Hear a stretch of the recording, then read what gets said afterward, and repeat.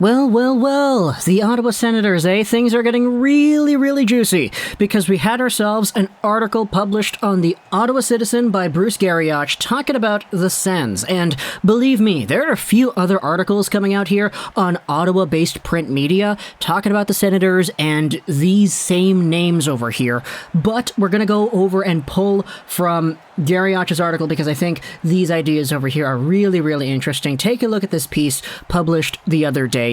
If the Ottawa Senators want a center, the market for trade or free agency is limited. Now, before we get any further into this discussion, I know the first thing you're thinking about if you're a Senators fan. Oh, we want a center, eh? Yeah, that's something we really need, right? Another center to come out here. Why don't we just, I don't know, play Logan Brown? Oh, that's a big brain move right there. Oh man, we need a center. We got one chilling in the minors, chilling on the bench, chilling on the taxi squad right there. Yeah, Logan Brown. What about that guy? Why do you need to go out and get another center when that Logan Brown is right there, not being played? Imagine Brown, Batherson, I don't know, Stützle or whatever. That could have been great. Thanks, DJ Smith. Let's just get that out of the way first and foremost, because I know so many Senators fans are kind of feeling the same way about Brown. Regardless, though, let's go over this piece from Bruce Garrioch talking about the Ottawa Senators and a potential need for a C. Take a look at this. While a quick study of the Senators' depth chart late in the season pinpointed the fact that GM Pierre Dorion would likely look for another center and defenseman, much was made of the fact that owner Eugene Melnyk made that statement publicly on the Bob McCown podcast after meeting with coach DJ Smith to close out the year. There's no question the Sens have a lot of depth down the middle, but they lack experience. Oh, that's why they don't want to play Brown. Okay, I see you now, DJ Smith. What they may determine before camp gets underway is that they might need an upgrade at center. Josh Norris is coming off a strong rookie season, while Colin White did his job and Shane Pinto emerged in the final month after signing from the University of North Dakota. But the article opens up by talking about the Chris Tierney thing and how we don't really know how exactly his future is going to go. Tierney wasn't played in the last game of the season because they actually wanted to see Logan Brown. And so for Tierney going into the long-term future, we really don't know how exactly things are going to go down. Also, with the insecurities of Logan Brown and injuries, all this means is that the Sens will scour the market for a center one way or another. I'm gonna find ya. I'm gonna get ya. Naturally, a lot of people will be keeping an eye on Avalanche center Nazem Kadri. Okay, there's an interesting name right there. The article talks about his suspension history and whether or not the Avs would want to trade away Kadri. That's one name to mark down. It's Nazem Kadri. Okay, who's next up on the list? People have talked about the future of Flyer center Claude Giroux. Okay, that's a conversation too. This article actually quickly dismisses that idea by saying that it's probably not going to happen, but we'll mark that down as a name regardless. The Calgary Flames are listening to offers for center Sean Monahan. He only had 10 goals and 28 points in 58 games. Okay, Monahan's another name. And then we also have two more. Jack Eichel, Ryan Nugent-Hopkins. Nugent-Hopkins is the one that has actually been thrown around there in other Ottawa Senators outlets, but let's keep this list short with the way things have gone down. Nazem Kadri, Claude Giroux, Jack Eichel, Nugent-Hopkins, Monahan. The article goes over each of the individual possibilities here, and honestly, I just kind of want to give my 2 cents, you know? Nazem Kadri, first and foremost, I don't really know.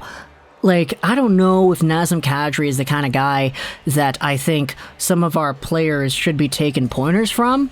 That's not to discredit the kind of guy that Nazem Kadri is as a hockey player, but when it comes to stylistic performances out there, Nazem Kadri kind of plays in a similar style as Brady Tkachuk. They're willing to dish out hits, they're willing to try to get under the opponent's skin, but the difference is that Brady Tkachuk does it with such a level of honor that Nazem Kadri just straight up doesn't have. I'm not saying that he'll be a bad influence or whatever, but I'm just saying, having 2 guys of this similar style in your team, one of them playing a super honorable game in Brady, and the other one playing a game where he's getting suspended literally every single year in the playoffs in Kadri, I don't know how beneficial that would be to a young, up-and-coming, developing core of this team. Could it work out? Could the Avalanche make a deal? Never say never. But I kind of don't want to think about Pierre Dorion making a trade with Joe Sakic just because you know how Sakic wins his trades, right? Next up on the list, though, Claude Giroux. The article goes over how it's probably not going to happen because Giroux does have a full no-move clause and has no desire to leave the city of brotherly love because he wants to help Philly get to the next level, etc., etc. Yeah, that makes sense. Philly most likely would not trade Claude Giroux to a team that would really just hamper all odds of him going out there and winning anything because, I mean, guess what? Claude Giroux is not a young guy like the majority of this Sens team is. Claude Giroux's 33 years old already, and by the time the Sens go out there and start winning games and winning series and winning, divisions, Claude Giroux's probably going to be at the end of his 30s, so doesn't really align. Next up on the list, though, Sean Monahan. Okay, this is the different one that a lot of people really looked at and started getting antsy about because the article talked about how the Flames are listening to offers for Monahan. That's not a surprise because Monahan and Gaudreau, the Flames this season, kind of disappointing compared to what we thought they would be able to do. Monahan's not getting any younger. He was drafted in 2013, so he certainly isn't on the older side of things, but he's kind of approaching that territory where it's not really fair to call him young per se anymore. Is this the kind of guy whose overall leadership, playing in the NHL since he was, 19 years old? Is this the kind of leadership you would value on a Sens team that is young, upcoming, and still has the best to come? Monahan has 2 years left at $6.125 million, so it's not that long of a contract. He also has a standard 10-team no-trade clause. So, is there an offer that goes out there for Sean Monahan that actually makes sense for the Ottawa Senators? I think so far he's probably the most likely out of these few, Kadri, Giroux, and Monahan, to even get that kind of consideration. And it stays the same when we talk about the next guy, because Jack Eichel, his name is on here because his future with the Sabres is clouded too, but it makes no sense for Ottawa while Washington's Evgeny Kuznetsov just has too much term left on his deal. Yeah, there's no real reason the Sens would go after Jack Eichel because, Eichel's already upset playing for the Sabres his entire career. What more playing for the Sens the next few years?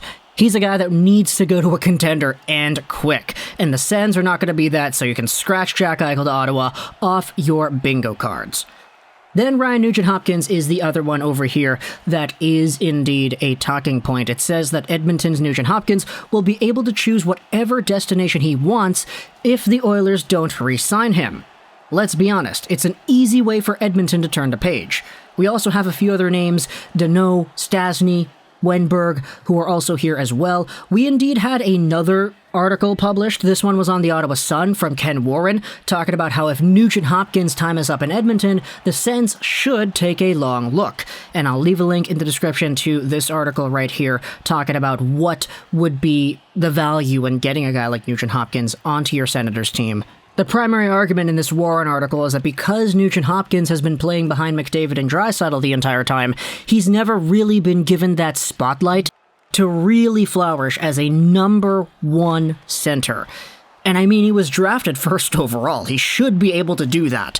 Whether or not he is capable is a different conversation, but he hasn't really had that chance, so therefore, this article is proposing that if he's available for a $5-ish million contract, why not try it out? Because even if you don't want to use Nugent-Hopkins as your first-line center with the Ottawa Senators if he does come here, he could play with Tim Stützle on the second line, and that's really good too. Either or, though, I think we can all agree, adding a Kadri, adding a Nugent-Hopkins, adding a Giroux, or an Eichel to a Sens team would make the team better. And they were honestly pretty good towards the end of the year, so I think there's a lot to look forward to into the long-term future. But let me know in the comments what you think about these names over here. If the Sens were to go after anybody, who would you realistically want to see? I know everybody can just say, okay, Connor McDavid, let's get McDavid, Eichel, and then we'll get Lafreniere too, but come on. Who do you realistically think is an option here, and what do you think would get it done? If it's a Nugent-Hopkins in free agency, what do you need to get that done? If it's a trade offer for Eichel, what are you suggesting? Tell me in the comments what you think. I hope you enjoyed this episode of Trolls 99, and bye.